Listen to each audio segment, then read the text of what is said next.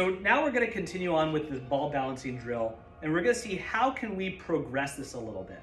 Certainly the ball balancing when standing still, if you can just keep it still for 10 to 20 seconds, certainly you're going to have some fatigue, some variability in how you control the paddle.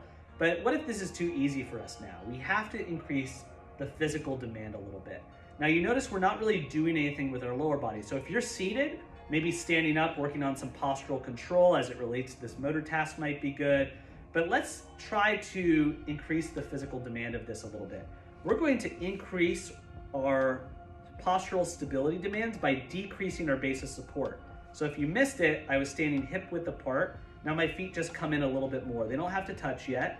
And even though this might not look like much, if you have instability or you have trouble with reducing your base of support, we're just moving your feet in a little bit can make this a little bit more challenging. Now, as this is occurring, you want to be safe. So I want to have a chair next to me to hold on to, or just float my hand just in case.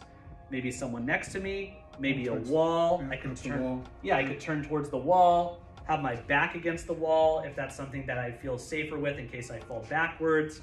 And so you always want to exercise safety as much as possible. And so reducing the base of support, it's up to you the level in which you do that. Ideally we get, or eventually we get to, oh, you got another one there, you're prepared. You get eventually to keeping your feet all the way together. So my toes and my heels are touching. This is very demanding. We'll see that the ball balancing task actually gets harder for us.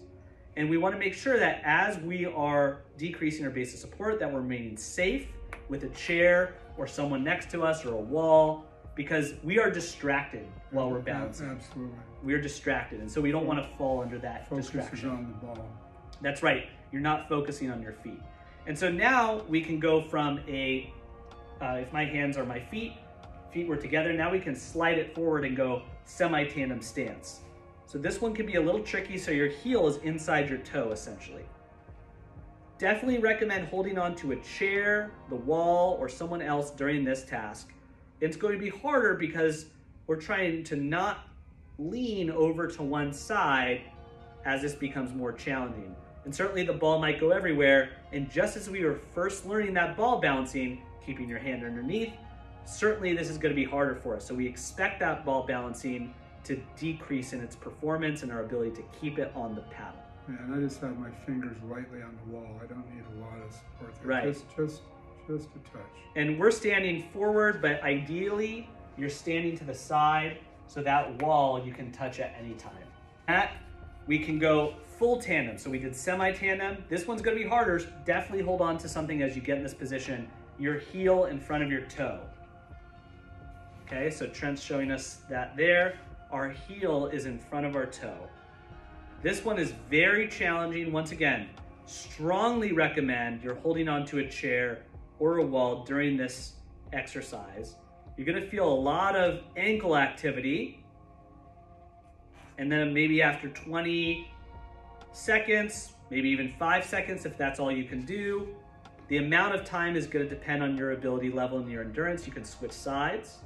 There you go. We're going to work on single leg supported, ideally with a chair here or the wall supporting you. My left toe in this case is just kissing the ground. So I'm going to get with most of my weight, 60 to 80% of my weight on my right foot. My left toe is kissing the ground. Trent, why don't you come a little closer? Okay. Touch that toe down. You're just kissing the ground with that toe.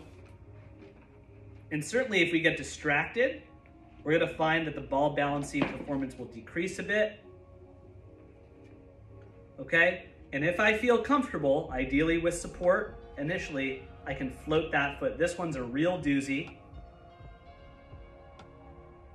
And if you can do single leg stance without this, ideally you should be able to do any movement without the ball balancing before introducing the ball balancing. So if I can't do single leg on my own, I shouldn't do it with ball balancing. If I can't do semi-tandem on my own, I shouldn't do it with ball balancing. That's a good measure. So we're going to find that these are much harder to maintain because our eyes